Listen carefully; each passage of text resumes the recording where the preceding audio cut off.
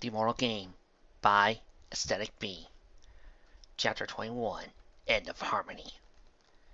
The Citadel thrust into the sky over the ever-free forest like a platinum spear. Light blazed along its edges in complex sigils, and a beam of white energy shot forth from its point. A massive thunderhead had begun to gather above, lit from within by the shaft of light. Somewhere within that fortress of metal and magic, Celestia knew Titan waited. All along, the Citadel had been buried beneath the heart. The very place of Titan's imprisonment was the place he had hidden the Queen's greatest creation. Celestia had never known. Why not raise it before now? Has Terra's failure prompted him to wield even Harmony's magic? Even as Celestia watched Pony fell from on high, she felt her power burn within her. She said Titan's affliction in mere minutes, presumably at the same time Titan said his. Divinity had returned to her in force. Invigorating surge of might was accompanied by something else too. A kind of thrill. Fear of defeat, the prospect of victory, the inevitability of the coming conflict defined within her to create a keen anticipation. No intermediaries now. No insulation to prevent the gods themselves from striking against one another. The moves that had brought them here were irrelevant. Now, all that mattered was pure, simple truth, that this was the end. Celestia had played the immortal game for long enough, and now gods would die. 3 waves of Titan's magic had coursed outward over the landscape after the Citadel had appeared, and each of them had served to drag Celestia further out of her reverie and towards clarity. And for idle moping about, for self-pity and regret was done. Now the time was for action. Now was the time for Princess Celestia, ruler of Equestria. Celestia scoured the clouds beneath her with a thought and tucked in her wings. Wind pushed against her face, but did nothing to disturb her ethereal mane as she drove towards Ponyville. The town went from the tranquil slumber of a village in the late hours of the night to a panic hive of activity within minutes. Celestia could make Pegasi moving from house to house, waking the occupants and carrying hasty messages. On the ground, Earth ponies and unicorns ran to and fro, a throng with no real directive. More ponies were moving towards the center of the town from the outskirts, traveling inward on the beaten paths and gravel roads that led to Ponyville's outlying farms and cottages. It was clear that no pony had taken charge. They all migrated towards the town square. Fragments of the shattered buildings had been swept into their respective foundations to keep clearing free of debris, and now the citizens stood between the walls of wreckage. Celestia wreathed herself in fire, just before striking the pedestal that had once held a statue in her own likeness. The impact drew every eye that could see her as it shattered stone. She stood, towering above her little ponies as the flames intensified until it looked bathed in a square of light in the dawn. The town's ponies drew away. When they looked back, Celestia was clad in an incandescent set of Earth Pony war plate. A wreath of burning flames set upon her head. Fire lit at the edges of her wings and blazed from the depths of her eyes. Celestia spoke, for once letting full force her Yalicorn voice, as the reached ears of every pony from the square to the Apple Acres. Prepare for battle! They didn't wear the faces of children. Wyatt's friends stood in the impromptu command center that was Shikaku Corner. They didn't look nearly as young as the day Celestia met them in the gala. The set of their jaws, the subdued way they glanced at one another. These ponies were soldiers. These ponies were out of another time now. And that change was embodied in Twilight. Stony-faced, the only pony wearing their battle gear. Twilight never took her uniform off. She couldn't even if she wanted to. So, Abstract said, I'm guessing this is about that giant Doom Fortress? Indeed, Celestia said. Titan has regained his full strength and is making his move. He has already raised the Citadel, sent out a call to rally the forest citizens, and now summons a magical storm over the center of Everfree. Will the creatures fight for him? Fluttershy asked. Perhaps not all of them, Celestia said, but the inhabitants of the Everfree are not known for their love of ponykind, and Titan's will is not something to be withstood. He has most certainly told them to stop us from what we were about to do. Celestia met Twilight's eyes. They both nodded. Rainbow Dash looked from Celestia to Twilight. What are we about to do? She asked. Twilight took a deep breath and began to talk at a brisk pace. The first and second waves that Titan sent down from the Citadel were easy enough to decipher. The first called the animals. That's why it was so weak when it came to us. The second was Pegasus magic. drawing together a storm big enough and strong enough to tear apart a city. And the third? Celestia picked up where Twilight left off. The third was unicorn magic, but it didn't do anything. Felt like Titan was dipping his hoof into the water, so to speak. A precursor to something big. Twilight nodded. Something that Titan needs time to accomplish. Something he can't do by himself. He needs the Citadel, Celestia said. Not only as a method of delivery, but because it carries Harmony's designs. He has the delivery system. Twilight says he began to pace around the weather table. And he has the instructions. And he, of all ponies, has the power. Twilight nodded to herself, then looked up at Celestia. He's gonna put us down. All of ponykind dies. Is that right, Princess? Every pony except for them fell in silence as Twilight looked at Celestia. Had he not truly understood the severity of the situation? Celestia realized he had barely met Titan. How lucky to know he was capable of genocide, even against the race he created in his own image. Capable, yes, but Titan would see other options. Options that to his mind would be even more merciful than mass murder, and more convenient. Twilight studied Celestia's face to confirm her fears. Empty sky, she whispered.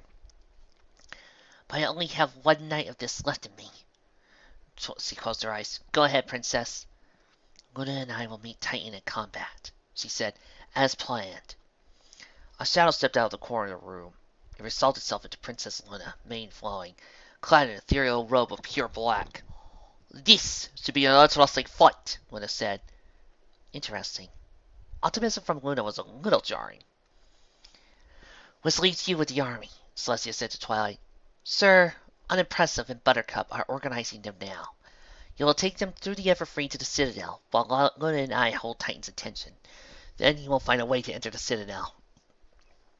From there, Twilight said, I can unravel whatever counter-enchantments Titan has established, as well as whatever Harmony has in store for us. Then, we can use the elements to stop whatever Titan's brewing. They can't hurt him, but anything can pack enough punch to break his spell. It's them. Rainbow Dazzle's gaze moved between Twilight and Celestia. She finally settled on Twilight with a look of downright disbelief. Wait, she said. We're just going to go under the storm? You can't put a pony under that storm. Twilight turned to her. No. Dash shook her head. That system will tear trees out of the ground, Twilight. We have to stop it. That storm is huge, Dash. You couldn't break it up even without Titan's enchantments turning it feral. I can do it, Dash said. Twilight shook her head. Dash. I can do it, Twilight. But I'll need all our Pegasi. Celestia watched the two of them, wondering if Twilight's ignorance had been feigned. I know Mare learned that well. And that's what it takes, Celestia said. We don't have much of a choice either way. Even without the storm, getting to the Citadel will be hard. The Everfree is home to some vicious creatures. Not some, Fluttershy said, her eyes distant and unfocused. She looked to Celestia. Too many. If Titan has even a little bit of them, it'll be too many. Fluttershy nodded to herself. It'll be too many, she whispered. She nodded again. I have to go. Fluttershy looked at the ponies to cut the room. I have to go, she said loudly. I'm going to speak to Exastis and convince him to not attack us. Celestia looked as she was suggested suing Titan for peace. Applejack spoke first. What? Exastis, Luna said, moving to stand beside Fluttershy. The laws is dragon in the world. If he defies Titan, then many of the other monsters will have second thoughts. At least that's the plan. Twilight looked at Fluttershy. The plan? You two planned this? Twilight raised an interesting point. Celestia thought Luna would share all her plans with her sister. Apparently not, although it wasn't as if Celestia had been entirely honest lately. We did, Luna said. Fluttershy, darling, didn't you just say Exastis was a... Rarity cringed as an uncertain noise escaped her lips. Dragon? Fluttershy nodded. Mm-hmm. But you're scared of dragons, Pinkie Pie said. Mm-hmm. Exastis is cruel and proud, Celestia said. He won't listen to whatever you say. He'll swallow you whole. He'll listen, Fluttershy said. We have Casimir. The name rang a bell, but Celestia couldn't place it. Slayer, she said. Valiant's blade. Rarity frowned. Esteem's blade. Both, actually, Twilight said. Valiant killed Exastis' brother with that blade. She looked up at Celestia. Would a dragon care enough to risk its life over a weapon? Celestia weighed the likelihood in her mind. Horde instinct. It's possible. played on the dragon's natural tendency towards defiance and desire for renown, and be careful. Be careful, Twilight shouted. You want to let her go? It's a good plan, Twilight. Twilight shook her head. You can't be serious. I am. This is Fluttershy's decision in any case. Twilight, Fluttershy said, placing a hoof on Twilight's back. It's okay. No, it's not, Twilight cried. If you're off on your own, none of us can protect you. The chances of success make this worthwhile, Twilight. Twilight's hoof cracked against the table. Chances? You're asking her to die! Celestia stomped the foreleg, and the floorboards shattered beneath the force of the blow. Every bear in the room drew away. I'm asking all of you to die, Celestia shouted. No one spoke. Had none of them understood that that's what they were doing? That risking their lives was what they had been doing since the Night Titan returned? Maybe they just didn't care. Even at that young age, each of them was closer to death than Celestia had ever been. What could dying mean to these mares, in the face of a world ruled by Titan? Twilight broke the silence. Fluttershy always comes through when you need her. Good luck, Fluttershy. Fluttershy blinked. Oh, thank you, Twilight. I won't let you down. If we've accounted for Exastis in the storm, then it's time, Celestia said. Twilight will lead the forces we have left to Everfree. So you remember the dozens of ruined buildings surrounding the square. They're in need of an inspiring speech, I think. Twilight saw a speech, but I can't speak without notes or cue cards or... It's fine, Twilight. I'll speak through you. Through me? Twilight asked. Why not just speak through yourself? Because I am not leading them into battle, Twilight. They're your soldiers. But, Twilight worked her mouth, what if I just say what you tell me to? That's dishonest! Celestia sighed. It is, she said, but we won't tell them anything that isn't true by itself. We'll just make sure that they hear it from somebody to listen to. Not lying to them, Twilight said. Just making them listen. Is that it? Celestia drew a deep breath through her nostrils. I know you hate me, Twilight. At this, Twilight's friends made a collective sound of puzzlement and looked at each other, as if searching for an explanation. Celestia guessed he knew nothing about the fight. Why would Twilight hide something like that from them? They were her friends. I know you hate me, Celestia repeated. I know you think I'm selfish and manipulative, and you're right. But even you must see that the world can't be all truth, Twilight. Certainly not tonight. Twilight regarded Celestia. Could she have figured it out? Certainly she was smart enough. But still, Celestia found it unlikely. What was Twilight thinking, with her face a mask of cool dislike and her eyes so intent on Celestia? All right, Twilight said at last. She nodded, then turned to her friends. Suit up and meet me outside, she said to them. Twilight took a deep breath. Let's go kill our elder god. The army was almost ready. Or rather, what was left of the army. Between the dead and wounded from the Battle of Camelot, not many ponies had made it to Ponyville. Less than 800. At that point, the army probably had less fighting strength than Twilight and her friends working in concert. It was a harrowing thought. They appeared on the edge of town, forming ranks in their respective units as unimpressive Celestia shouted orders. Twilight would be leading every one of them to Everfree. Twilight would be asking each of them to die if need be. How could Astor Corsair enjoy this? What happened to Astor? Twilight asked. Luna stood next to her, clad in a simple robe of shifting magic, so black it devoured light. Even if looking at it made Twilight's peripheral vision dim. Luna looked down at Twilight. Do you really want to know, Twilight Sparkle? She asked. Twilight looked off into the distance, and the looming metal structure that lit the sky with a beam of focused energy. Yes. Luna sighed. Astor had a son with Valiant after they left Celestia, and Astor loved him like she had loved everything else. She decided that he would be grown up in a better world than the one she had left him. So, when Celestia and I overthrew our father and crowned ourselves rulers of Equestria, she came for you, so I said. Me specifically, Luna said. Astor believed that it was Ponykind's nature to make war, and that Celestia and I were no different. If both of us ruled, we would eventually come to a disagreement so great we'd go to war over it, and Ponykind would suffer through another dark age. But if both of us die, Ponykind would be trapped in an endless cycle of kings and queens, reigning and dying, leaving an empty throne to be fought over. But one Alicorn could rule forever, undisputed. She picked Celestia. She did. Also told Celestia that she would rule alone forever. That she fought us to the death. But there were two of you. So I said, you were both nothing. Compared to her, we were nothing. Also, I invented our perceptions of warfare, Twilight. You know exactly how she fought. I had 20 years of experience in that, and she made sure to point out that we couldn't even defend ourselves, let alone a kingdom. How did you survive? Twilight asked. Luna sighed. I suppose I can't make things any worse between you and Celestia, can I? Twilight felt a chill. Why? She asked. What did she do? She lied to Astor in order to take her will away. Sacrifice went out. Twilight considered this for a moment. She took Astor's will away? How? Astor was the best blade caster in the world.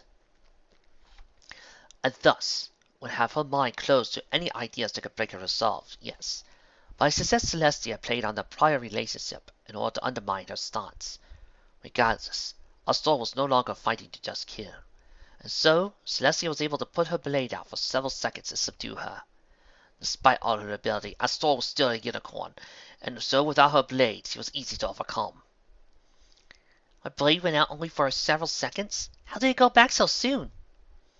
Luna looked at the Twilight, arched an eyebrow. Of course. Have you ever been wrong before? Was Luna serious? Of course I have, Twilight said. And when you realized you were wrong, did you do so in an instant? Did you suddenly see the error of your set ways and turn on what you thought before? Or did it take time? Time, obviously. It took time. Precisely, Luna said.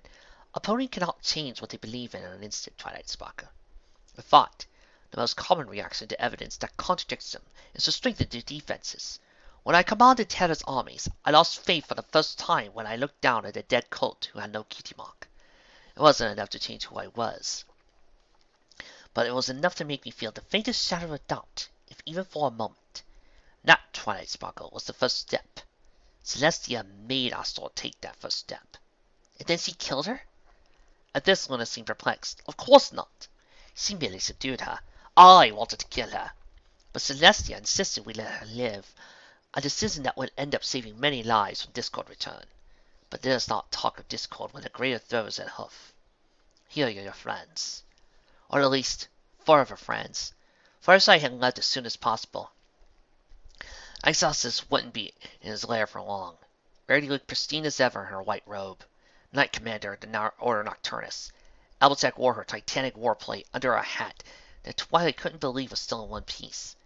A set of tight-fitting, set of sky-poning barding hugged Rainbow Dazzle's light form, sky blue with prismatic trim. Pinkie Pie bounced alongside beside her, wearing whatever it was Pinkie Pie wore. Twilight, darling, Verity says she was within earshot. You can't give a speech with your mane looking like a, well, whatever that is. Come here. Twilight begrudgingly obliged, allowing Verity to pick at her mane. The army is almost ready, she said, which means we're about to go. We'll be at the front, except for Dash, who will be in the air handling the storm. Speaking of, right, Dash said, her voice trembling. Twilight followed her gaze towards the Everfree Forest, where a wave of wind and water was shooting towards them. Incoming! Dash shouted. Hundreds of ponies hit the ground simultaneously. Twilight sensed nothing magical about the rain, so she just put up a simple force field. The water hit them when traveling almost horizontally, and the wind was strong enough to trample a prepared pony. It would pass in moments, leaving only a thin coating of moisture in its wake. That storm's hitting phase 2, Dash said as soon as the spray was over. Not awesome. We gotta move, Twi! Ponykind. Titan's voice hit him harder than the storm. It was smooth and deep as always, but it still had that sinister undercurrent, that sound that made Twilight feel like she was chewing glass. Habitable worlds are not simply forged by cosmic circumstance. I forged it for you. Your base components do not grant you life. I give it to you. I kept you safe from discord, from the empty dark, and from yourselves. I gave you everything. The Titan was at the center of Everfree Forest. He was focalizing over kilometers. Was he using the Citadel for that too? Or did he simply did not care that the spell he was using had cubic power to distance ratio? This is how you repay me. You killed my son. You killed my wife. You throw the world into chaos. I am your god, and I will hold you accountable for your actions. I will take from you what makes you such a worthless, dissident creatures. Your free will. On the ground, almost every pony in the army was covering their ears. Twilight resisted the urge to do the same, only because she knew it wouldn't help. She wondered if Titan's plan was just to keep talking, pin them all down on the edge of the forest until his spell reached completion. There is no mercy within me, ponykind, but there is reason. Prove to me that you can act in tandem and in service to a greater ideal, and I will let you keep your ability to comprehend. If you submit, if not a single pony enters the Everfree on this night, then your capacity to understand will be granted to you. A pause, almost as if Titan was thinking, except for you, Twilight Sparkle. You will come to me with Luna and Celestia, and you will answer for your transgressions. Twilight waited, but no further words came. Eventually, the members of the army began to get their hooves, looking around, as if waking from a dream, or in this case a nightmare. So let Titan's words sink in. Surrender herself, and ponykind would live within the natural order. She cast herself through space to the forefront of the army, a space reserved just for her in front of alongside Celestia and Luna. Twilight looked down at the several ponies who they rallied to help them save the world. They were a sad-looking, scared lot, wet from the miniature rainfall, shivering against the chill and summer's night. They looked up at Twilight, eyes full of expectation. She was supposed to inspire them. She was supposed to give them a happy ending. She stood there, a deep blue suit covering her body up to her neck, a cloak of starlight draped over her shoulders to a bunch and fall off to one side, a violet halo of protective magic sitting in the air around her ears. Titan's words had spoken to divide them. That much was obvious. But why? Was it he didn't want to rule a race of mindless husks? Or was it something else? Slowly, as Twilight considered his message, a smile broke out on her face. He's afraid! Her words were quiet, just loud enough that most of the crowd would be able to hear them, but not understand. They leaned in a little, just as Twilight intended. He's afraid! She said again, this time loud enough every pony could hear. 2 days ago, Queen Terror attacked Ponyville and was defeated. Titan doesn't know why. He doesn't know how we fought for this long, how we've made it this far, despite all of his supposed power. Twilight allowed herself a little laugh. He thinks it's because of me, because of Luna, because of Celestia. It isn't. Twilight looked at the crowd, meeting the eyes of several ponies before continuing. It's something greater, something inside all of us. It's nothing that can be taken or killed. It's where we get our hope, our love, our cutie marks, and it's magic. Her voice softened. Titan can break our houses and burn our towns. He can kill our loved ones and shatter our world. And he has. He has done all these things, but he cannot break the bonds that tie. He cannot take away what makes us ponies unless we let him, and that terrifies him. It fills him with a fear so profound it's enough to make him ask for peace, because he knows that our magic is enough to bring him to his knees. Our magic! Twilight shouted. Real magic is what brings gods low. I've seen it, felt it, beheld the majesty of miracles worked by its own accord, and I see it now, in the eyes of each of you. So I ask now, Ponykind! Twilight's voice echoed throughout all of Ponyville, reverberating off every structure still standing. Is Titan your king? No! It could have been louder. Twilight looked over her shoulder at the entrance of Everfree. Twisted branches that clawed towards them out of pitch darkness, almost inviting them to her death. She turned back to the army. Beyond those trees, she said, is every creature out of nightmare that has haunted the darkest corners of your mind. Every horrible monster that would see Titan King. We will feel fear, Twilight cried. But we are not Titan. We will feel fear so we can show courage. Twilight paused, and her army cheered, beating hooves against the ground as the sound reached Twilight's ears. We will die, she said, but we are not one being. We are a race of individuals unto ourselves. Alone, we will die so together we may live. The roar of the army was loud, so loud that it had not died down by the time Twilight spoke again. That was fine. This next part was going to be loud regardless. Ponies! Twilight bellowed. Her mane broke into a nebulous cloud of energy, swirled about her face as a wind carried her cloak about her shoulders. Make war!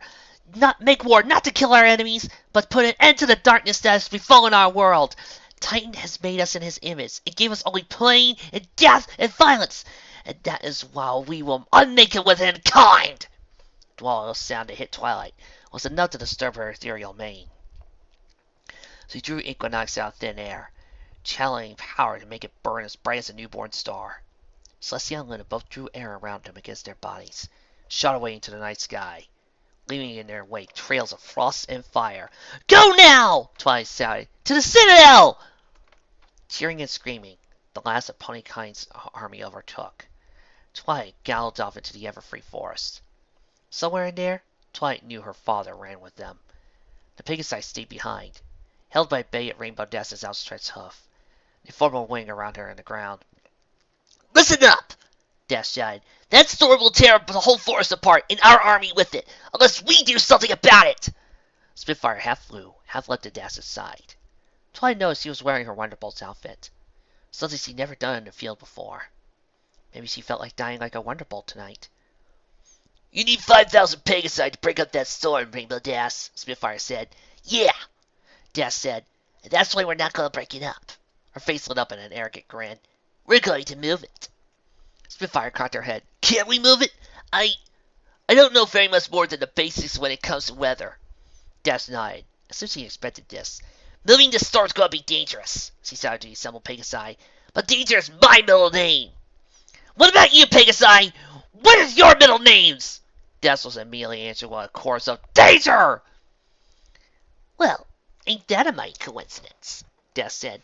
We split into two groups and a vanguard. I take the front with units 3, 5, and 16. We're going to counterspin. Dash gave orders that Twilight didn't quite understand in full. She had a basic working knowledge of meteorology, but not a full-on weather pony training. She did manage to gather one thing, however, from Dash's plan. Rainbow Dash was moving Titan Storm to the one place where no members of ponykind. She was moving into Camelot, which Twilight had already evacuated almost 3 days ago. There wasn't a kilometer of space between Camelot and Ponyville, not occupied by the refugees except for the city itself. Dash had intended to break the storm against Mount Avalon and lay the capital waste, rather than put any of them in danger. Twilight approved. When she was done, Dash moved to stand before Twilight. Hey, Twi, the speech you gave was pretty awesome. Hey, we might die. I'll see you again, Rainbow Dash. Dash swallowed her back to the Pegasi. Yeah? Twilight nodded. Yeah, well, unless you somehow transcend the speed of light and freeze yourself in time. Now, fly! No, Twi. Let's do this right. And now fly, Dashy, fly! What? I gotta make a Flash reference. Dash jerked her head once in agreement, then pulled her blade from her back and assumed a takeoff position. She threw her head back. Thunder and lightning! She cried. 100 Pegasi answered her. Wings and steel! Twilight was buffeted by the winds of their takeoff. Her eyes followed the rainbow trail as it arced towards the heart of Everfree. She had to admit, Dash had a pretty cool battle cry. The Everfree forest was dripping wet, and near pitch black as Fluttershy made her way to Exastis' cave.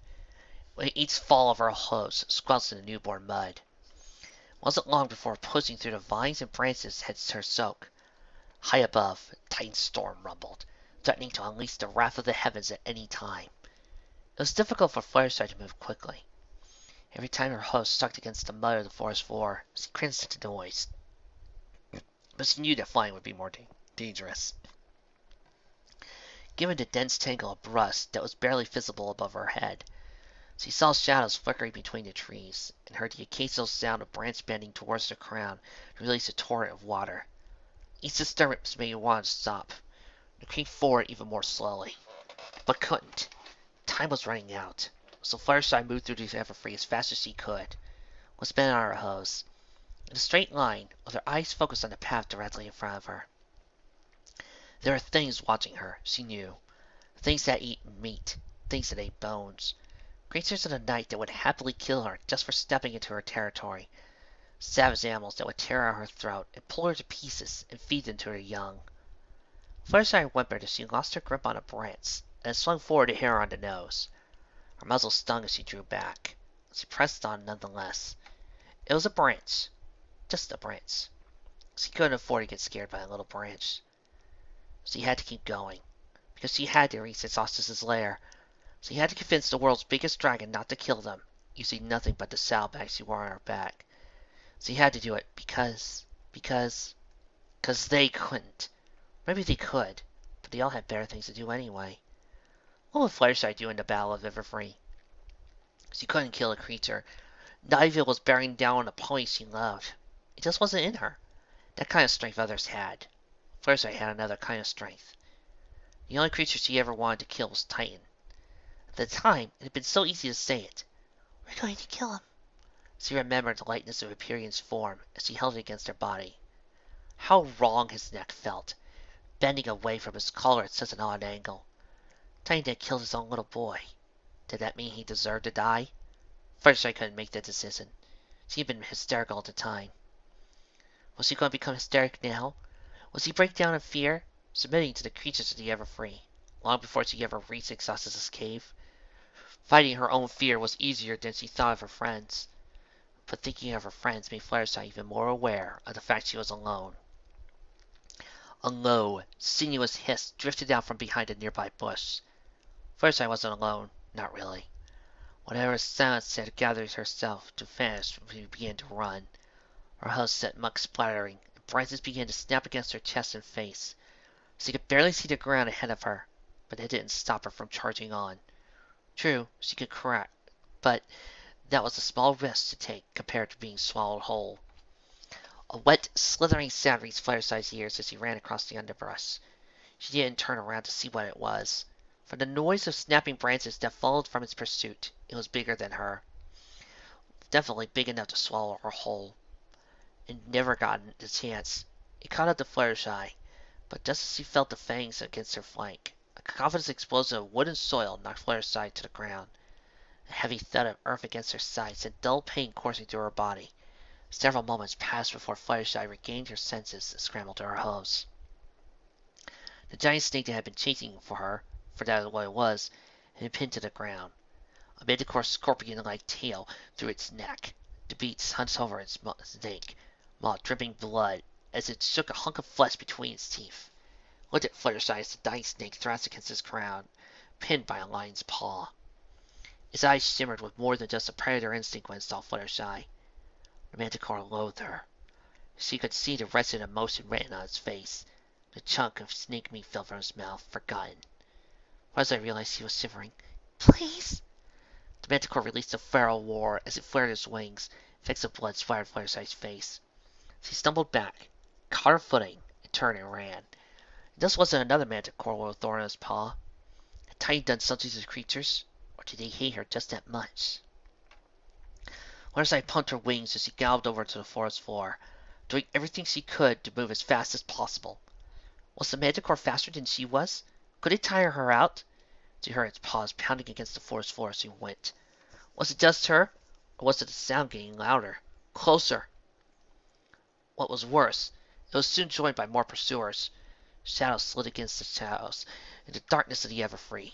Soon a host of noises joined the manticore's fevered rush. Paw beat dully through the wood, louder and louder, deeper within the sound of Fluttershy's hooves. The scratch of claws against timber came from above her, accompanied by eerie, howling wails.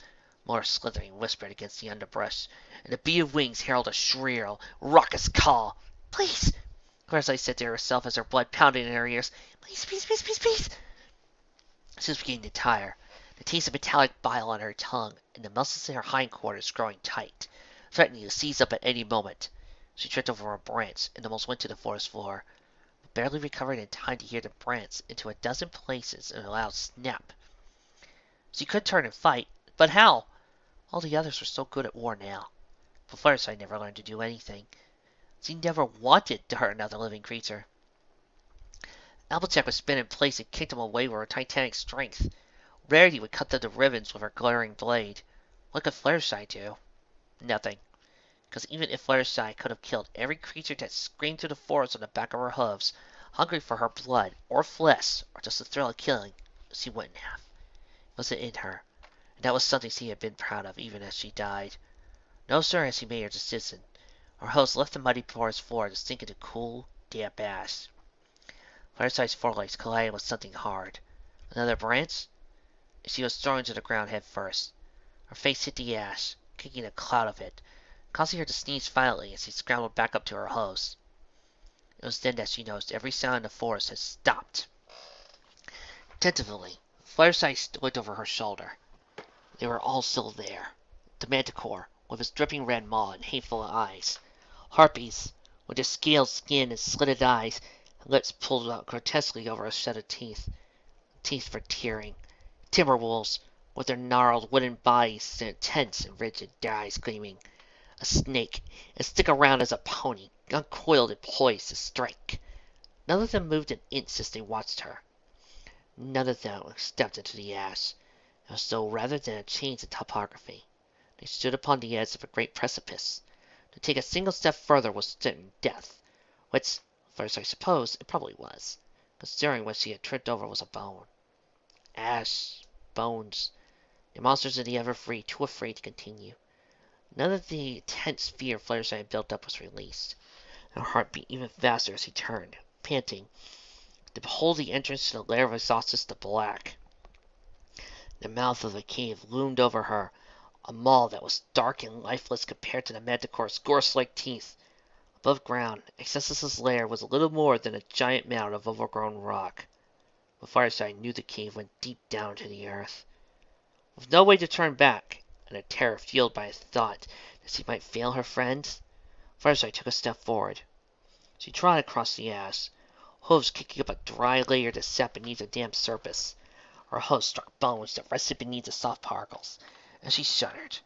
The thoughts that struck her just as Fluttershy reached the massive maw of the cave. What had the ashes been?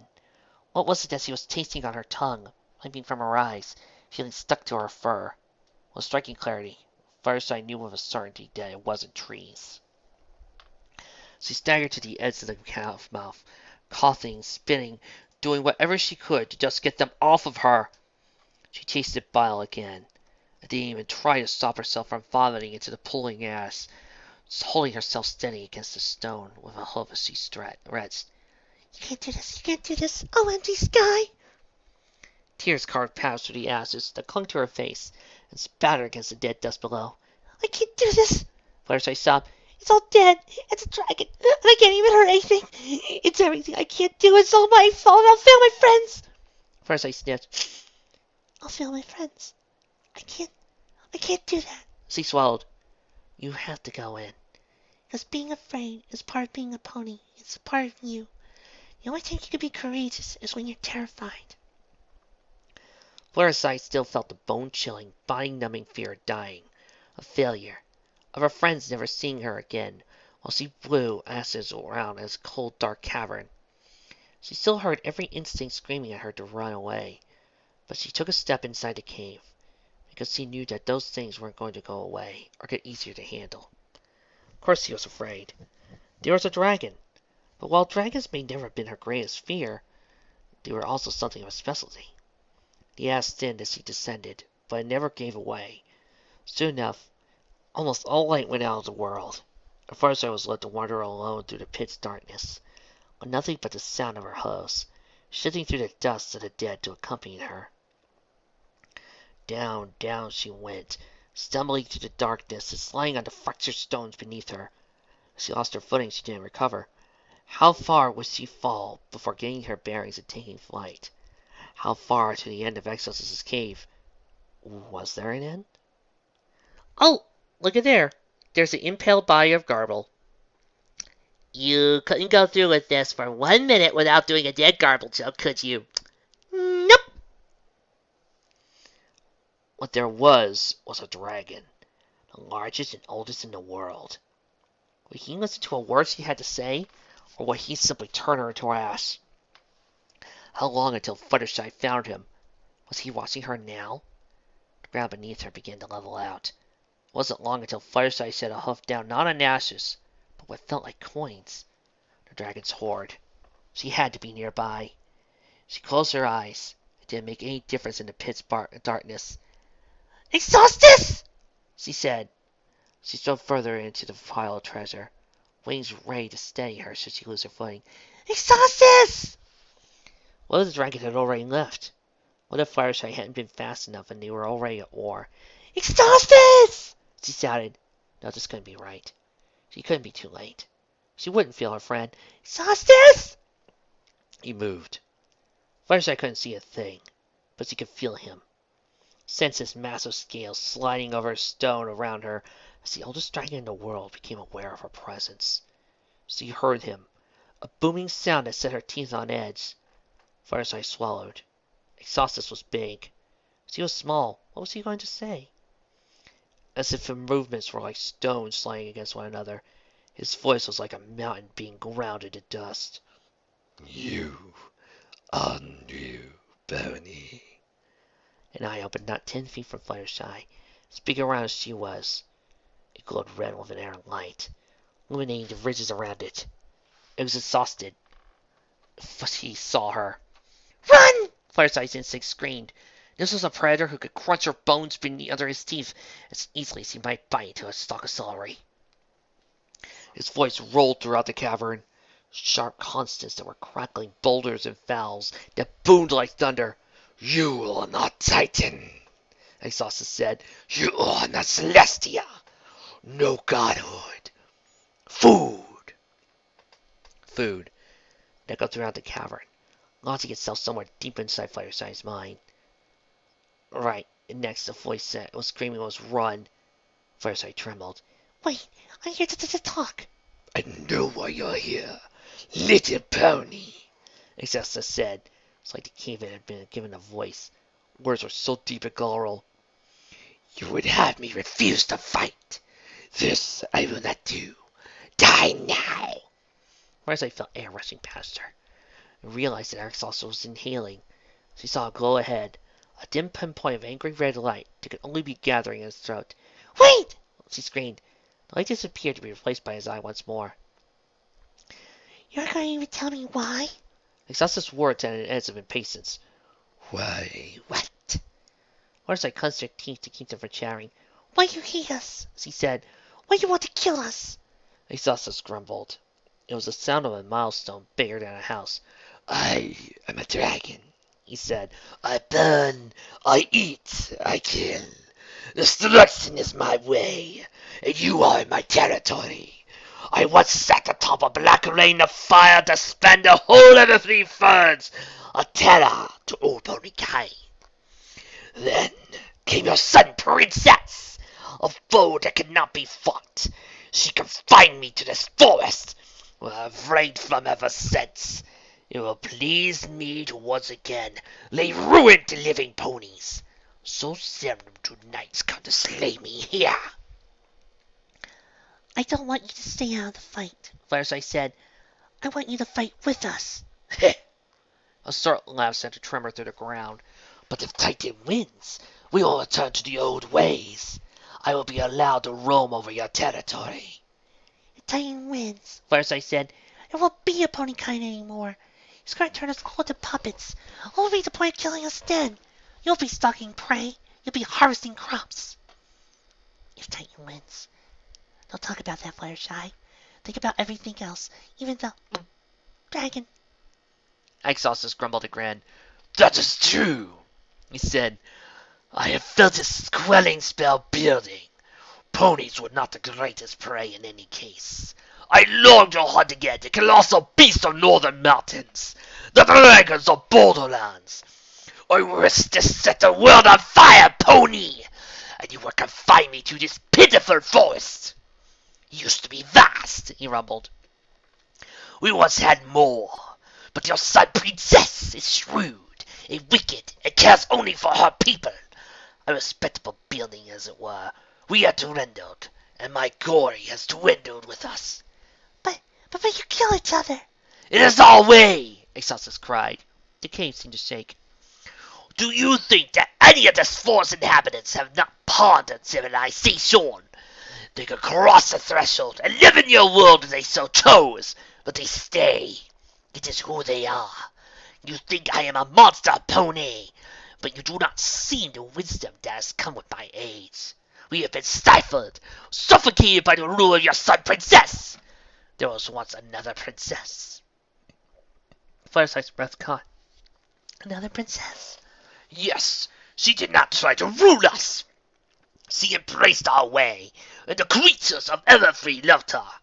She created the senses as if she were her own young, defending us from the idiot Empyrean. But she was not soft. Her enemies met a savage goddess when they came upon her, and she would tear them limb from limb. Terra, Fluttershy whispered, she's still alive. You can have your princess back. No, Exastis said.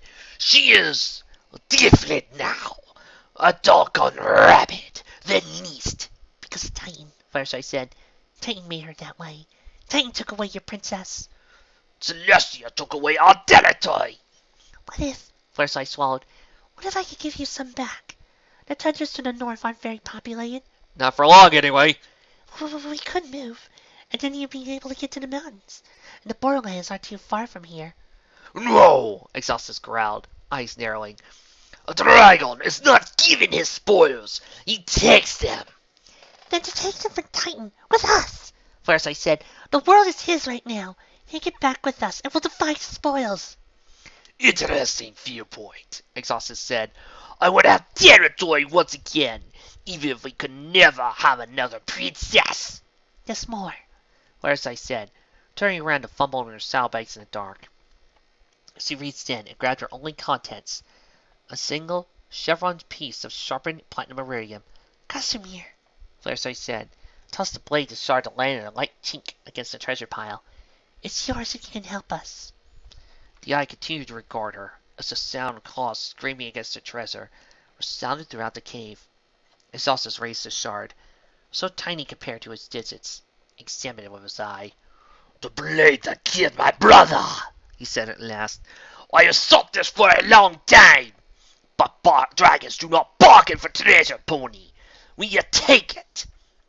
I didn't bring the other 13 pieces, Fluttershy said. Killer! The shard, as well as the sauce's claw fast. You seek to bargain with me. You offer me things that I long for in exchange against my kind, against Titan. You do not ask for much. Only that I change sides and kill an altogether different army. You would have done more than I expected you would, being food. Fluttershy swallowed. So you'll help us? Another grumble, like a granite thunderstorm threatening to break. Exastis seemed to ponder her question for a moment, then, no. No, you said no. Run for your life. He'll reach out, pick you up with claws big as a wagon, and break you apart with teeth longer than kitchen knives. No, Fluttershy said, but. More stirring around her, more grinding a scale against stone. Exastis was moving, unfurling a body as big as a mountain. You made an interesting case, pony, but you forgot something. I am not a dragon who only values treasure and territory. The eyes shifted before her, and again Fluttershy found herself looking into the hellish glow of his maw. She caught the silhouette of a row of teeth. To Exastis, she was barely larger than a kernel of popped corn. I have lived for many years, and it is a life I value. I am no fool. You will lose, pony, and Titan will win. Not all of you together have the power to defy Titan. I alone would not change this. Allying with you would only serve to doom me to Titan's wrath. That you are here in the first place only shows you are desperate. Fluttershy took a step back. No. You are prey, struggling under the claw, and I a predator. Food! The air around her stirred as Exastis began to inhale. Fluttershy was already in the air, beating her wings furiously toward where she thought the exit lay. She couldn't remember how far she was under the underground. She had no idea how long it would take her to get out of the cave. The suction against her wings increased as Exastis drew more and more air into his lungs, and the glow intensified until Fluttershy couldn't even make out a few of the nearby cave walls. She struggled to fly upwards, knowing that as soon as the dragon exhaled, she was dead. She felt ash beneath her, drifting back towards the dragon's maw.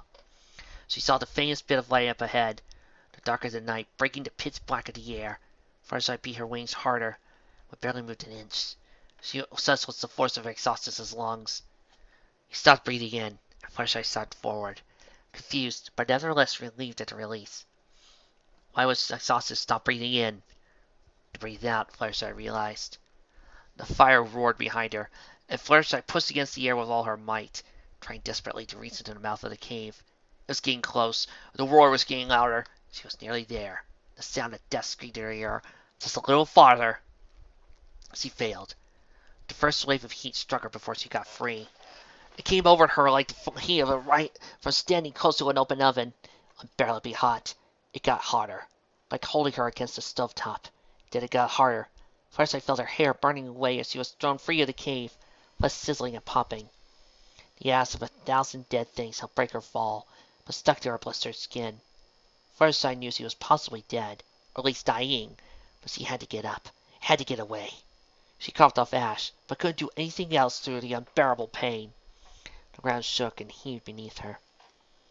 First I was supposed to have earth pony magic, but how did she use it? How could she use it when the whole world was fire?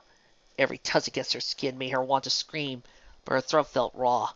What must she look like? Hairless and broken, lying in ash. Again, the ground heaved. At first I realized that Exastis was far too big to exit his lair via the door. He was coming up from below, coming up to eat her. Food. She practiced finding her magic before, but now it was unreachable. Buried underneath the 1,000 smarting sores on her skin, cracked and broken. Applejack could do it, though. Applejack was strong. First I needed to be strong like Applejack. Fire's the worst, Applejack had said. The light gets inside of me. First I grabbed her earth pony magic with a mind that cried out in agony and screamed. It was a piteous moan, working its way out of 2 charred lungs and through her throat choked with ashes. But it did what it needed to. The ground beneath her cracked and was pushed upwards. First I needed to get away soon, or she'd die. She screamed again, feeling her flesh writhe under the power of her earth pony magic. How long would it take her to heal the burns? Could she even heal the burns? Applejack could die 10 times over. But Applejack was also the strongest pony he had ever met by order of magnitude. The world beneath her exploded to a colossal fountain of stone and ash, and Fluttershy was once again thrown back to the ground. She spat out a mouthful of ash, preparing to scream through the pain and heal her injuries again. But what she saw was when she looked up took her breath away. A pair of great black wings rose out of the broken earth and ash, a dirt sheeting off them in waves as they unfitted to reveal Exastis the Black. His scales were like sheets of pitch-black hammered steel, thick and unyielding. His eyes burned with an air of fire, and his chest heaved. He pulled himself out of the opening pit with 2 massive claws. He took a step forward, a tail longer than a ponytail straight, sinuously stretching out behind him. First I hobbled to her legs, then stumbled. Run! He'll kill you! He'll swallow you whole and cook you alive! Run! She turned to face Exastis. He lowered his head and roared, opening his maw with a crack of thunder, and bearing hellish flames that recited deep within his throat. The force of the sound was almost enough to knock Fluttershy back to the ground. It would have won her mane back, if she still had one. When he stopped, Fluttershy screamed back. She dug deep, found every vestige of magic within herself as she understood, and every vestige that she didn't, clutching them with her mind. She held it all as she teetered in front of the dragon, life hanging by a thread. Then she screamed. Her scream was carried over the whole of the forest around her, echoing with unbridled power. She felt some strength returning to her limbs as her magic healed her, felt flesh filling around her hooves as blackened meat slothed off her wings. Exastis tilted her head. Fluttershy poured everything she had into her next scream as he met Exastis' eye and gave him the stare. Into her roar, into Exastis' mind, she poured her fury, hard and raw, her rage against the heavens, the destruction wrought by her monstrous game. She screamed, Applejack shouldn't have to feel the pain. Rarity needs a home, and Pinkie Pie doesn't laugh anymore! She felt the ground wriggle between her feet as she stared down at the dragon, and a tiny bit of green sprouted out through the dead ash. Fluttershy took a step forward. Pony! Exastis rumbled. Fluttershy screamed again, forcing him to see what she knew to be true, making him understand her rage. Empyrean dead in her arms, just a cult, terror broken by Titan's spell. The dead, the dead, the dead would never come back, and never stop coming unless they did something! She felt more life enter her, grasses and flowers and plants pushing their way out of the ash, growing in a space of heartbeats. Her magic was old magic, the magic of life, and life she would defend. Her final scream was her rage at Exastis. She gave a nightmare moon being broken and defeated, discord being encased in stone, Nihilus overwhelmed by a rainbow of light, Empyrean scared of 6 mares. She gave them their victories, each one impossible, each one against a foe far stronger than they were. Vines wrapped their way around each of her legs, twisting and pulling themselves over her body, even as her hair grew back. A wisp of soft pink drifted over her eyes. Exastis drew away. Fluttershy took a step forward. "Coward!" she screamed, voice ringing with magical might. "You want to see a world a better place, but you're too scared to make it a better place!" The vines twisted and ripped over her chest around the element of kindness. Fluttershy kept moving. "You'd rather live in fear of the King of Eternity than defy him and prove yourself worthy! There are hundreds of ponies fighting him tonight. Each is a wicked spawn in your eyes!" They had covered her body and lashed across the back of her head, around the curve of her ears as she spoke. "But each and every one of them is braver than you, Exastis! We have beaten foes great and terrible before because of that strength, and you will only ever even know what that feels like!" Fluttershy felt pricks as the vines spread over her ethereal mane, joining them over her brow. Thorns. They had made an ever-growing, ever-changing crowd of thorns. She looked at the oldest dragon in the world. "Unless you come with me now, and show Titan that we're not afraid." There was never a question as to where they'd find her father. Titan's storm stood poised over the Citadel, a single titanic cloud filled with every ounce of elemental energy from leagues in each direction. It appeared solid on the outside, almost like a vast anvil on which a new world was about to be forged. The air thinned as they made their ascent, but only the empty sky was unbreathable to a pony with 1,000 years of Pegasus magic. Celestia and Luna flew ahead of the army, as was needed. Their duel as a king would distract him from the counterstorm the Pegasi brew until it was too late. They would also prevent him from descending to the ground below and obliterating the resistance as easily as one might swat an errant fly. They dove in tandem, their wings skimming the surface of a cloud as large as a city. But the storm there was no wind, no ponies, no thunder. The world was vast, cold, and empty, save for the focused shaft of light that broke from the center of the nimbus, lighting it from within a candle in a jack-o'-lantern.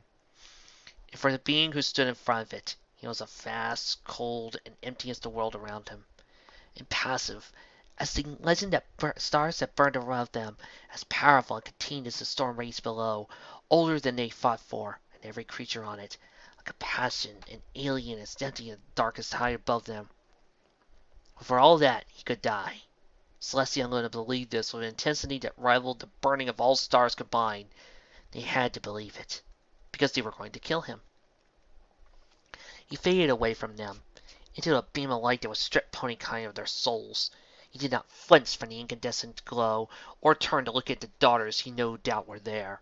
The light he put the edges of his silhouette into sharp, colorless relief, like the night slit by a flash of lightning.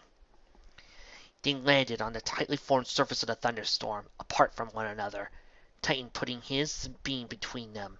He stared on, heedless of their superior position. What was Titan waiting for? It was obvious they were here to kill him. "You do not know." Titan's voice rolled over an aerial vista, powerful and cool and emotionless. "You do not know the care and effort involved in having children as an alicorn. That secret was lost to you, locked safely within the Citadel." He paused. Celestia had always wondered and never known. How did alicorns have children? Not through mammalian means. That was all they had been told. That they were not common beasts, to roll about and leave the act of creation to nature. They were gods, and they were designed. "It takes years," Titan said. "Years and 2 alicorns. The spark of immortality is not something that could be hastened. Terra didn't want children. She had to be forced. But no matter. Her intellect was not required, only her presence. I made both of you myself." He turned to face Celestia, his features burned away by the radiant light in the shadow cast. "And this is how you repay me? Attempting to play me in the immortal game. You will fail." He turned back to the beam. "And you, Luna, will be my new wife." Oh, by the way, how did you create that pink alicorn? Oh, figured it out. It was about, 800 years into Luna's banishment I figured it out. Took me ages to get the formula right. I hate you. Across the storm, Luna spat. A thin glob of saliva was falling away to be swept under the storm before. Never! Your defiance is understandable, Titan said. I will make you live a nightmare. But continuity of our species must be ensured.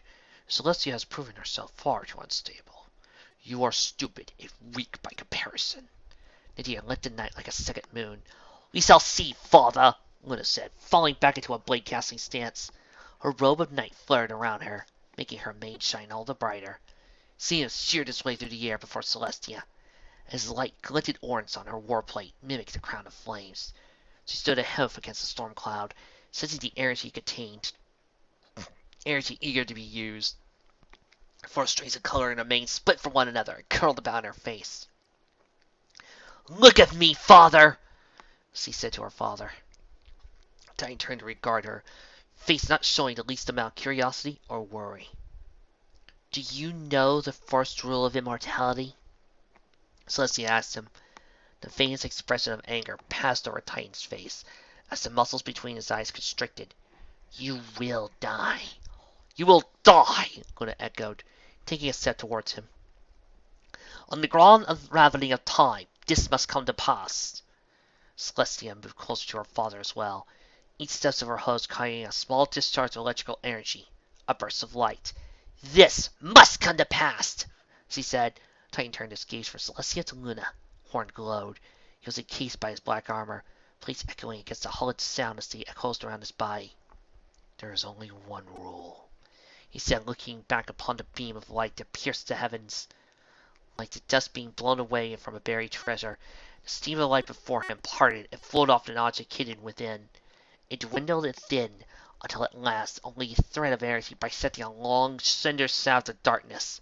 The light ran through the center of singularity. The blade split between two lengths and came to rest at Titan's sides. The shaft of energy reserved of his regular ascension. Sheet lightning ripped its way across the sky, crossing from one horizon to another in 3 strokes, arcing around the Citadel's beam. The sound of thunder layered atop itself as nothing was Titan's voice. Mine, he said. Celestia sent a single thought to her sister. Now! They converged on Titan simultaneously, coming at him from both sides to bring their blades down upon his head. A shower of incandescent white sparks erupted from Zenith's edge as it met singularity. Titan held Luna and Celestia's blades still, parallel to one another. It seemed that even in combat, he was meticulous. At half its strength, Titan's weapon was stronger than Celestia's, but it was not a tremendous difference. This was a winnable fight. Still, Titan's advance meant that he had command of their blades. He threw them back with a continuous flick of Singularity's halves, then rounded on Celestia and Luna and was sent staggering.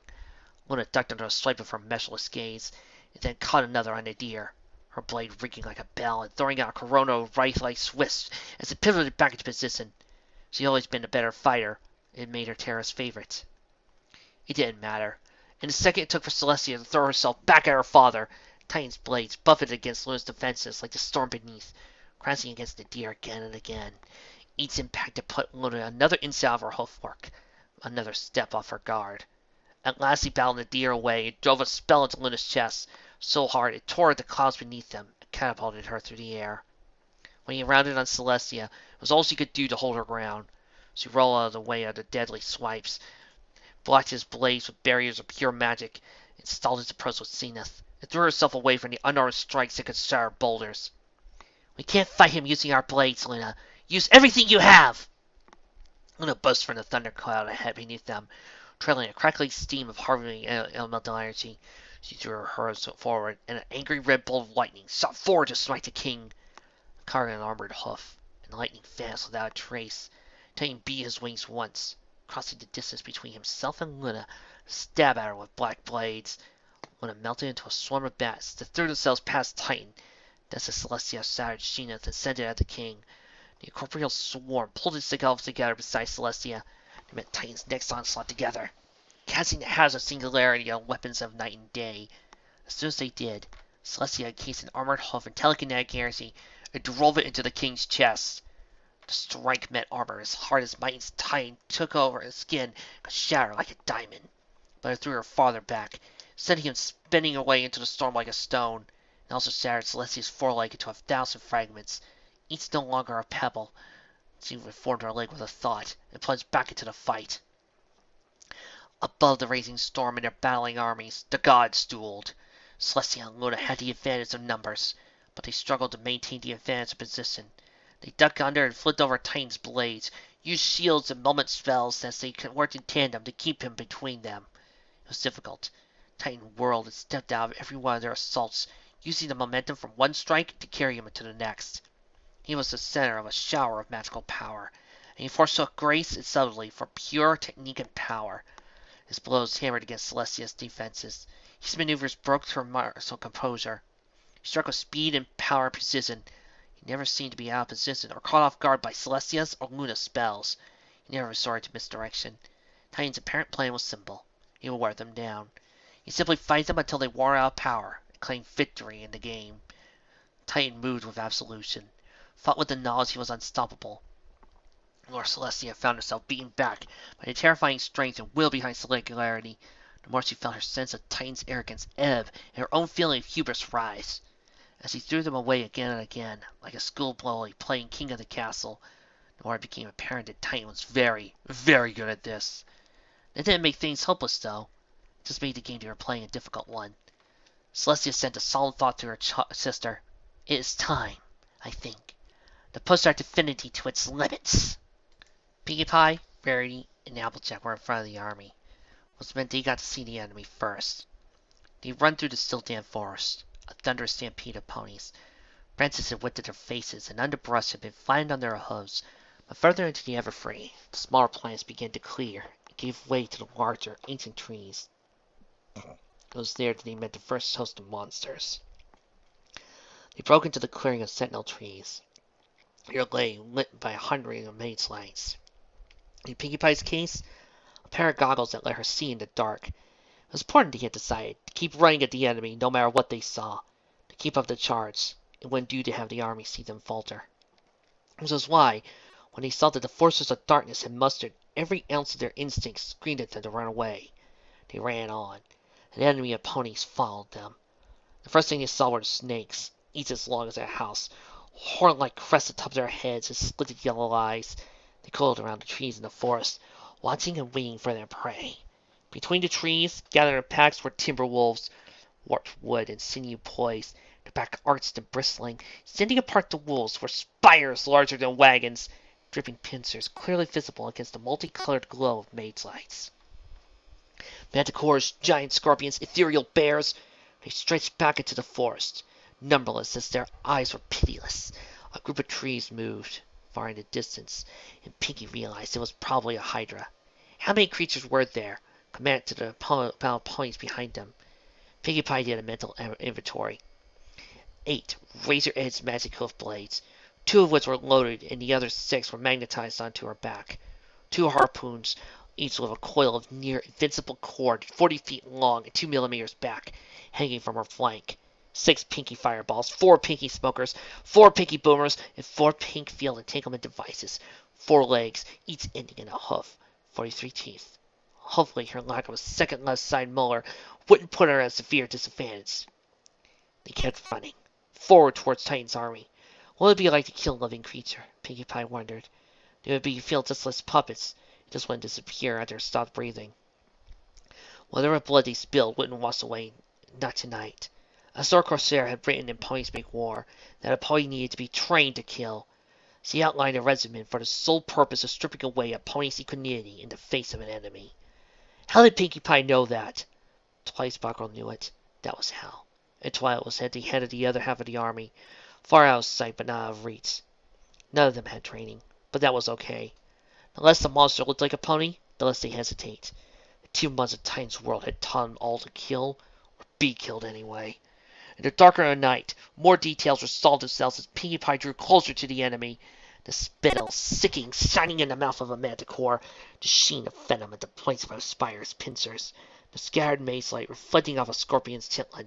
the smell of moldering wood emanating from the timber wolves, to mix with the scent of a damp earth beneath their hooves. But all of her senses were mere background noise to the sound of thundering hooves, screaming ponies that roared through the normally silent evergreen forest. As the two forces drew close, their enemies hissed and clacked and growled. In the chaos, a single name was whispered, barely even heard by the pony who uttered it. A slither of enchanted steel against the tight teeth. Pinkie Pie spoke her first name. Blue Moon. A scorpion loomed ahead of her, its tail arcing out over to its back to stand almost 10 feet tall in the air. Pinkie Pie closed. It brought its venomous weapon down and strike that would crush her to death before it would have poisoned her. Pinkie threw herself forward, pointing the tail crashed into the ground behind her, sending up a spray of dirt. As he came out of her roll, carrying her momentum, the fire blade to what she figured was its mouth was rewarded by a spray of ichor. A pincer the size of Pinkie's torso came at her from the left, and she cleared it in one gravity-defying leap. Pinkie's hooves touched down the carapace thicker than Applejack's warplate as she landed on Scorpion's back.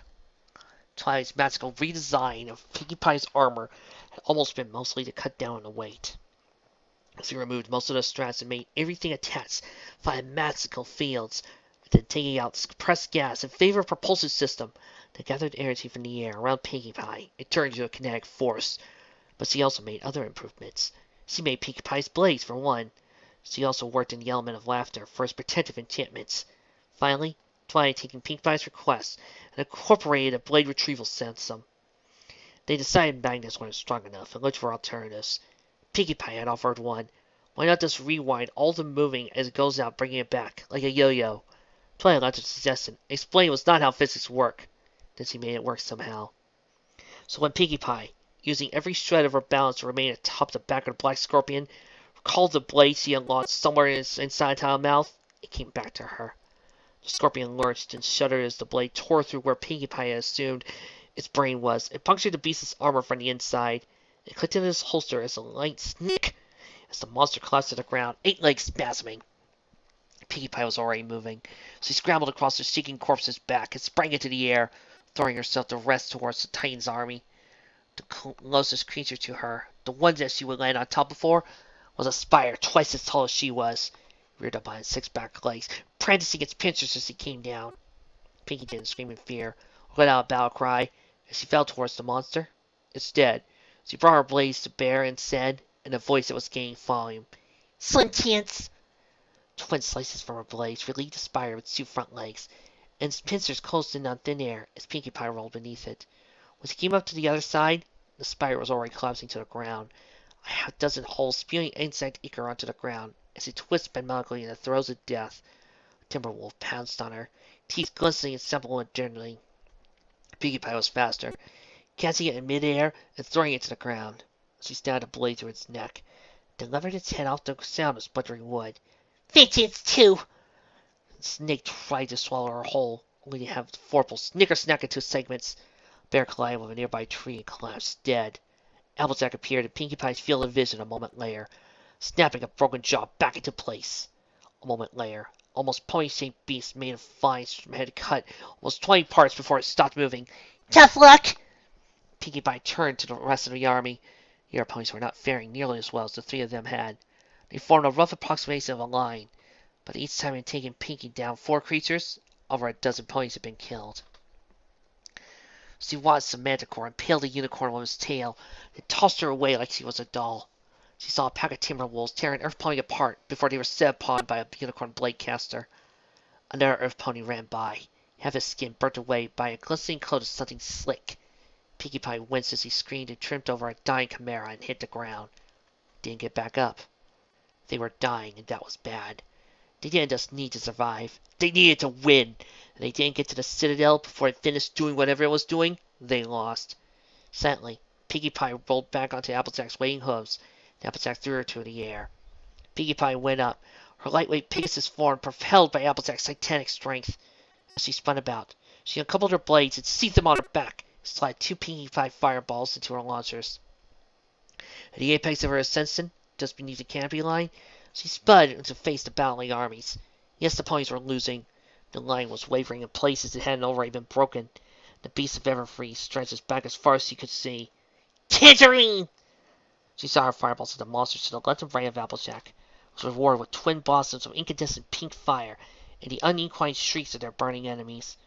The fires would continue to burn, funneling the creatures into Pinkie Pie, Rarity, and Applejack, drawing some of them away from the rest of the army. That was the best she could do. But it also meant when Pinkie Pie landed and took her place by her friends, she found herself facing a veritable horde of enemies. That was fine with her. Applejack was invincible, Rarity could kill anything, and Pinkie Pie still had plenty of names left to go. And so they fought on, against a teeming horde of living creatures that never seemed to end. Pinkie cleaved her way through the monsters covered in fur, scales, feathers, and nothing but bare skin. She killed spiders and manticores and slew creatures that were made of mortal wind and flesh. She danced with Vorpal, weaving in and out of its diamonds with supernatural coordination. It flitted through the air around her, beside her, in front of her. Whenever a monster avoided one of Pinkie Pie's blades, Vorpal was there to slice it to ribbons. A scorpion reared its head from one side, and Applejack kicked in his face. It was soon replaced by a massive spider, and Applejack kicked that one in the face too. The Citadel pulsed. The light emanating from the highest point of the metal fortress intensified, then burst, sending a ripple of magic out and over the Everfree. It washed over Pinkie Pie, and overcome with a feeling lethargy. She just wanted to stop fighting. Because what was he fighting for, really? Did any of it matter? Just sit down. She found herself thinking, just sit down and die. She had no name, no friends. All the worry in her chest, all that tight ball of anxiety that built itself over 2 months, fled her in an instant. Why spend so much time worrying about whether they could win or lose? It was like all the bad parts, all the parts that made her hurt, vanished in the blink of an eye. It lasted only for an instant, but that was long enough. Pinkie Pie came out of whatever that had been, to find she had idled. A timber wolf pinned her to the ground. Pinkie felt sharp, crushing pain as splinters tore through her armor into one of her forelegs. Its eyes gleamed like emeralds as it bore down on her. Its breath rank with the smell of sawdust. She tried to wrench her foreleg away, but the timber wolf bent harder. Her free foreleg met its own as she struggled to get a blade into a stabbing position. But try as she might, Pinkie Pie couldn't level her hoof with the timber wolf's chest. It ran as she saw again, tearing at her flesh. But Pinkie Pie was more concerned with the looming shadow behind it. That's a creature taller than the ancient trees, with 3 heads! The Hydra. Pinkie tried to figure a way out of the wolf's grip. Applejack and Rarity were too entangled with the manticore to help her. And Twilight? Twilight was there. A lightning flash of violet light, and Twilight stood over Pinkie as 2 halves of the timber wolf fell away. She looked immaculate, untouched by the conflict that raged around them. The stars in her cape still burned. Her halo still sang around her head in a perfect circle, and her face was devoid of any expression whatsoever. She turned her head to face the manticore, and was flattened to the ground by a hammer blow of telekinesis. Rarity put it down with her blade as she stared at Twilight. Twilight barely acknowledged her presence, instead of turning and taking 2 steps away from them to face the oncoming horde. As Pinkie Pie followed the mare into battle, it became apparent that the timber wolf had taken advantage of incantation, was merely the fastest wolf in his pack. The rest of them were arriving now, lunging at Twilight with feral abandon. What happened next was like watching a pony move through a crowd in fast motion. Pushed here, and nudged there, as Twilight shifted her way forward. It took the better part of 2 seconds, and when Twilight stopped moving, blades held off, every timber wolf was dead. The Hydra loomed, easily 10 times the size of anything they thought. 3 heads, each of them a uniform gray against the black thunderclouds that swirled above them. One of the heads was bent over, swooping down at Twilight, then roared. Flakes of saliva were thrown out of its maw by the force of sound. Twilight looked up at the Hydra, frowned in the same manner a pony might frown at seeing a rain cloud, then sent 27 shards imbued with kinetic energy down its throat. The mouth snapped shut. The monster's eyes shot up in surprise, just as its neck was blown into a fountain of gore. A well-aimed, hair-thin beam of violet light separated the other heads from the body. The Godslayer's face showed no disgust as she was covering the creature's blood, nor did it show pleasure. Twilight's face was an expressless mask, devoid of anything but resolution. A manticore was constricted to death by a set of glowing purple chains. A hissing snake was reduced to a bubbling puddle by muck by another slung spell. A small Ursa was diced like a tomato, as Twilight teleported over a half a dozen times in the space of a second whilst working their blades. They saw her. They prepared for a fight, then they died. Was this how a regular pony felt watching Pinkie Pie? How was anything in the forest supposed to measure up to power like that? No wonder they were such an inspiration. The monsters began to pull away from Twilight, receding into the shadows between the ancient trees. Twilight appeared where Piggy stood. Rarity, Twilight called out. I need a bandage. Piggy heard the sound of tearing cloth as Rarity whipped a part of her robe away. She felt a gentle prod against her bleeding foreleg and lifted it up so Twilight could wrap it. Gee, Twilight, Pinkie Pie's voice was strained. Where did you learn all that? I can know everything you know, remember? Twilight said, tugging the cloth with her magic to make sure it was tight. Including muscle memory. But most of that was Astor Corsair, a little Terra, and some bits of Nihilus. I don't come up with much of it myself. Despite all of it, I don't know anything useful about medicine. All I can do is wrap this up. It's okay, Twilight, Pinkie Pie said. I can find on 3 legs. Good, because that spell's almost complete, but we're almost there. Stay at the front and make sure the line holds. Twilight, darling, Verity said. And I'll stay here. Twilight shook her head. That storm isn't moving nearly fast enough, and it's too low. It's going to spill any second now, and we're right under it. There's something else, too. Something's up there with them. Rainbow Dash needs my help. Applejack stood to the shattered fragments of a timber wolf. You do what you gotta do, Twilight. The final approach to the Citadel is clear ground, Twilight said. If all goes well with the storm, we'll meet you there. Stay safe! The blaze exploded into dozens of tiny fragments, its reformed razor-like wings. She took off, her cape of stars catching the air. They watched her go. Well then, Rarity said. Back to it, I suppose. Applejack grunted. How's that battle cry go again? She asked, looked back over her shoulder. Hi! She shouted. The ponies in the army looked up from respite. We ain't done yet! Applejack sighed. She pounded a hoof on a fragment of timber wolf, making a cracking sound that felt like it was hard.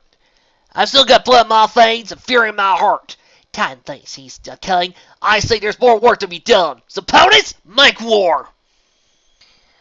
As they did, thunder of hoofs. Pinkie Pie, Applejack, and Rarity took the lead. Another battle lay ahead. How many more after that one? How many until they ran out of soldiers? Applejack, Rarity said. Your heart is askew. Applejack frowned. Ian? So, straighten your heart. Applejack looked at Rarity. Does it really matter? Ugh, Rarity said. Carrying an argument whilst running. When did I get so fit? Guys? The enemy regrouped, and all the nightmares and fear he had gone for, not even a hint of this man's numbers. New monsters now, too. Bats made out of fog, strange hovering lights that glowed eerily here and there amongst the trees. Trees. All the badass things have been showing up. All the cool monsters that are showing up around here. And last thing we got, cockatrice.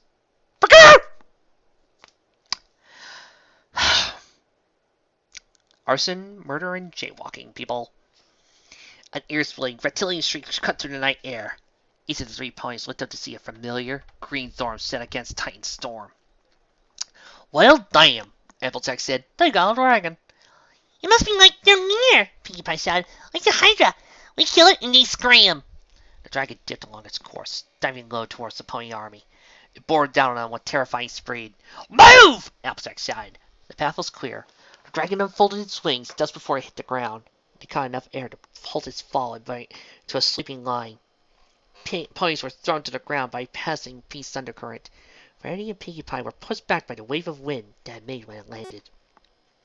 Applejack stood her ground. Well, Rarity, you're than that. Rarity picked herself off the ground, then frowned at the scared fragments of Vorpal. What's that supposed to mean? The dragon fixed his eyes upon them, and then picked up an enormous claw and began to walk towards them. Thump! Nice kill, dragons, he said. She thought that one was obvious. You're always saying it, Applejack said. Towels are important. Thump! Pinkie Pie could hear its breathing, heavy and rasping. She could almost smell the smoke pouring from its nostrils. Actually, Pinkie realized it was snuff. She could smell the smoke. Applejack! Rarity said her name in a petulant way she said it thousands before. Would I have ever seen that? Applejack did to give the dragon a wayward glance as it roared toward them, instead focusing all her attention on glaring at Rarity.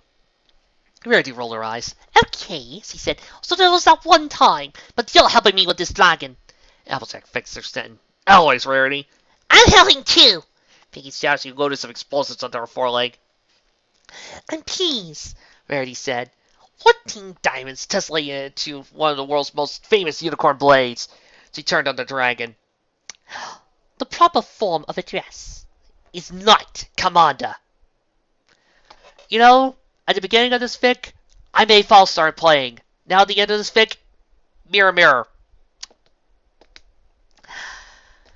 Why is this part of the story making me bring out the Ruby music?